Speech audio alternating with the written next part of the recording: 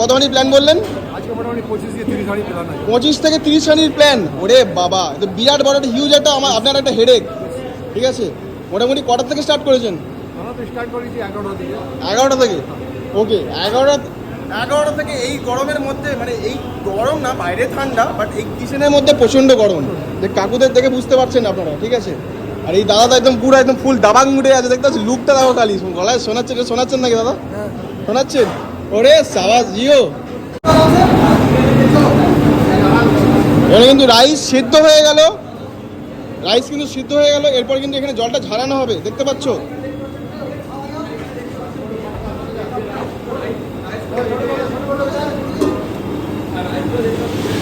কত পার্সেন্ট সেদ্ধ করা হয়েছে প্রায়?